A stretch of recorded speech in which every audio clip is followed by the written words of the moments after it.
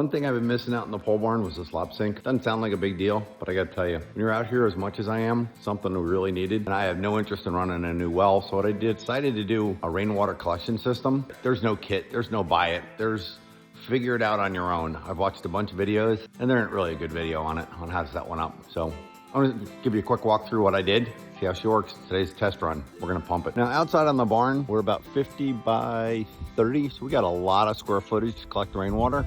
I'm gonna go in for a closer look so you guys can see how we laid it out. So we start up on the gutter, and I do have some gutter guards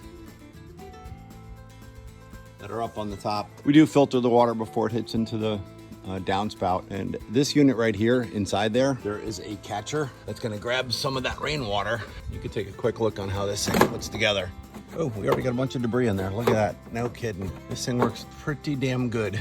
So the water comes down through here, hits inside here, and dumps into this little bucket here, and then it's going to go down through this hose, and that's going to feed the system. So when that system is full, this is going to be our drain line, which of course is lower than our inlet. Any excess water is going to come right back into the gutter. Inside that gutter system, we're going to go and take a look inside the barn and see where that's going. We're going to head up top. We're going to take a quick look up there. What we got. So this is our rainwater collection system. And I'm going to show you where those inlets come in. That is them coming in. That's our feed coming into the barrel. And this is our drain. And this is what we look like on the inside. So water comes in, water comes out. What I wanted to do was make sure that my drain was lower than my inlet so that I never had a spot where I was going to be overflowing that and filling that thing up too high. These were regular fittings that I was able to pick up. This took a little bit of ingenuity. I wasn't sure what I was going to use because I wanted a bigger drain line than what was coming in. And what that is that's just a bar sink drain. And backside of the barrel, I just heated that up. That is a bar sink drain. And what I did to install that, since the barrel is not quite straight and flat, is I just heated that up with a heat gun, got it so that it was flexible, and then put the drain on and cranked her down. And this is how we connected it. So I do have a disconnect here that I can, if I need to, take this barrel off for servicing or whatever, if it's got a leak or a problem.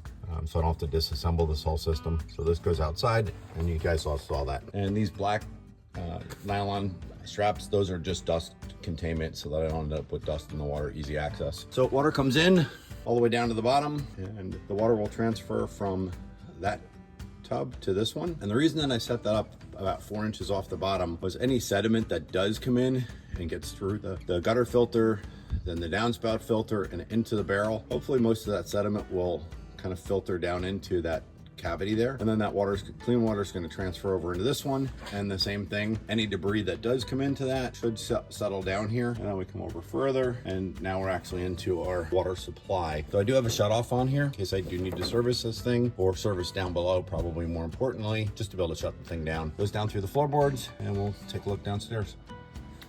Quick overview of how this bad boy is working. Water comes in from the system up above into its last pre-filter before it hits the pump, back out and down and out to the cold water and toilet. Here we have a branch or T, runs down into the heating element, back up through and out the wall. Pretty slick setup, I gotta tell you. All of that stuff hidden away in a nice little cabinet that we recycled. Down to the sink next. Now these two here, these are the water supplies coming down from the cabinet above. I got one for hot water for the sink that I will connect. This one comes off, teed off one of the sink, and one is going over to a toilet. Of course you need one of them. Quick look inside what this toilet room and washroom is going to look like. So we got our sink here, water toilet here, nice stainless steel sink. Not bad. And we're working. Look how cool this faucet is. Never saw one do this. So cool. So you can hear the pump running. It's going good. Can't say that we are not excited for this. Oh yeah, a lot better.